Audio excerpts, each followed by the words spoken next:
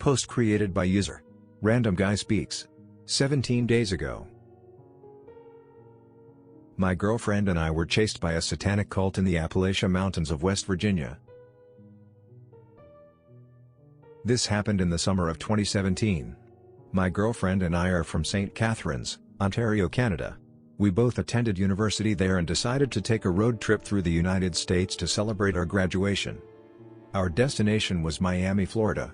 Her family owns a condo near the beach, so we had a free place to stay. We decided to drive instead of fly because we wanted to see a bit of the country on the way down and visit a few friends. The trip usually takes about 20 to 24 hours by car non-stop, and we were planning on making multiple stops. The first part of the road trip was a wonderful experience. We went shopping in Buffalo, then made our way down to Pittsburgh and managed to catch a Pirates game. However, once we hit West Virginia, things changed. It was nothing but endless wilderness and a few small towns sprinkled in between. We had plans to meet up with some friends for dinner in Charlotte, North Carolina, so we wanted to get through West Virginia ASAP. We only made stops when we absolutely had to. We ended up stopping for gas at a pretty remote spot. My girlfriend and I got out of the car. I started pumping gas and she went inside to use the washroom and pick up some snacks. My tank was about half full when I heard a voice behind me ask, "You all lost?" I looked behind me and I saw a middle-aged white man with long, messy brown hair that reached down to his shoulders, and an unkempt beard with dashes of grays and what looked to be drops of dried-up mucus. His clothes were torn up and dirty and he smelled like a mixture of beer, sweat, pee, and feces. He was a little overweight but pretty tall. I'm 6 feet 0 inches and he was about 4 inches taller than me. The teeth he still had left were a yellowish brown. On his right cheek just under his eye, was a tattoo of some kind of pentagram. I'm pretty into YouTube videos about true crime and cults, so I was able to recognize what it was pretty quickly. He was standing very close to my face, to the point where the smell of his breath was making me dizzy, so I backed up. "No sir, just passing through," I said nervously.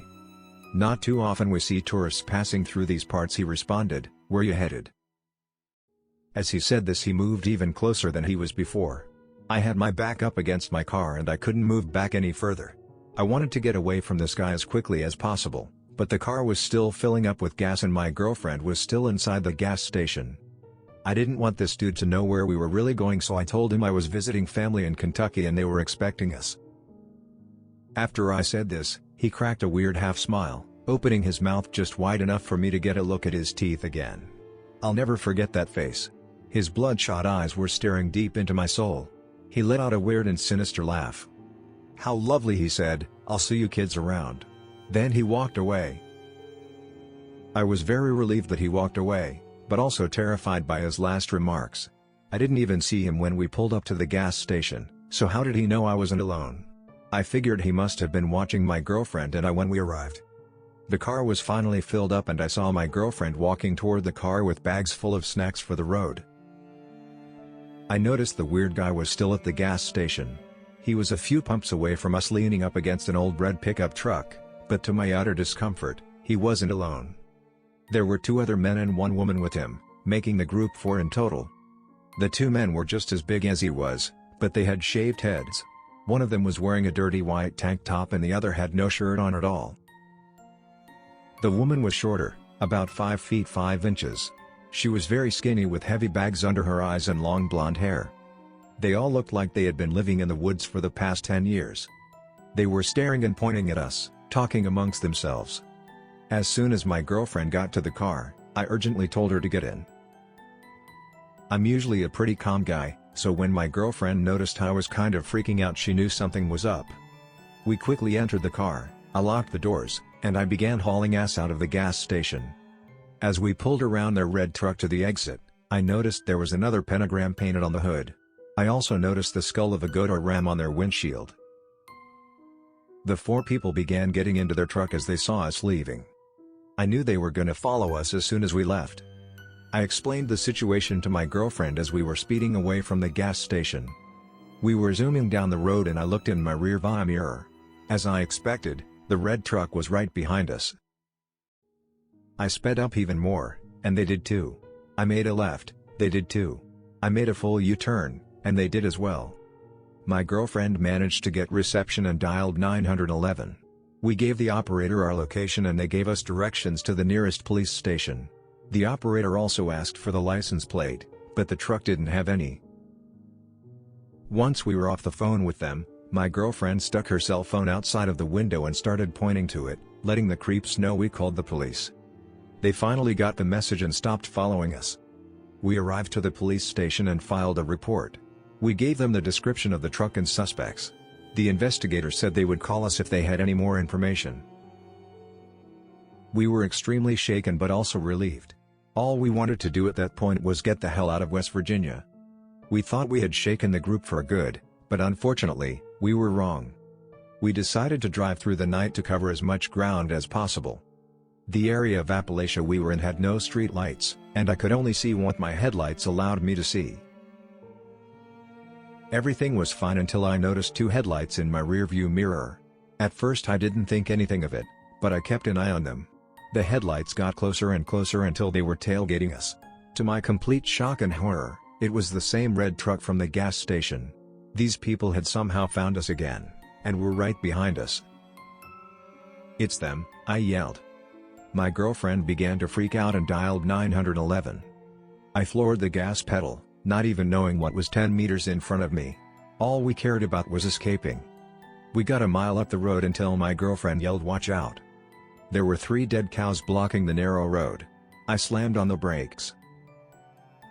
The red truck was right behind us and we couldn't go forward. We knew we fell into a trap. All of a sudden, a naked man wearing a goat mask darted from out of the woods and began hitting our car with what looked like a large axe. The naked man got on the hood of our car and started making sheep noises. My girlfriend was still on the phone with 911 but all she could do was scream. The people behind us got out of the red truck and began walking toward our car. 2 of them had rifles and one of them had a large machete. I knew what I had to do. I put the car into reverse and floored it. The naked man fell off our car. We smashed into the truck and I managed to knock it into a ditch. After the truck was out of the way, I pulled the fastest U-turn of my life and we got out of there. The people were yelling all kinds of obscenities at us as we drove away. I drove as fast as I could away from these people until we finally arrived in a town, and filed another police report. My girlfriend and I were uninjured thankfully, but we were extremely traumatized. The car was still drivable after that, so we were able to get the fuck out of West Virginia the next morning. This entire experience made my girlfriend and I scared to do any more road trips. I still call the local police department in West Virginia once in a while to see if they have any leads on these people, but so far they have not found anything. The fact that these people were able to find us after we went to the police station and drove far away still scares and baffles me to this day. Who knows what kind of sick and twisted things this cult had planned if they managed to catch us. Stay safe out there, everyone.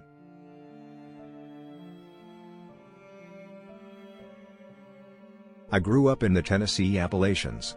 Where I was from, we had kind of the best of both worlds, enough culture and education, some decent-sized cities/town and at least a couple of good universities to make a difference, but, yeah, there were definitely some places you didn't go, especially at night and certain times of the year. The Appalachian Mountains are considered some of the oldest mountains in the world. They were ancient when dinosaurs entered the scene. They're the same range as the Highlands of Scotland, separated by the breaking of the supercontinent of Pangaea. There's something very primeval about them. You can feel it. And we grew up knowing there were things out there unknown to most of the civilized, educated world. Those were my cousins, dude. They just wanted to welcome you into the family. As for the naked dude, that's Uncle Pete. He got bit by a squirrel a few years back and now we can't keep clothes on him. I'm so freaked out by this, like what if the cops were part of it and that's how they found you because you told the cops where you were heading, am I right? Wow, super creepy. Man, I've made the drive from Buffalo to Florida a few times. Thank God I've never experienced anything like this. Thank you for watching. Leave a like and comment for more videos like this.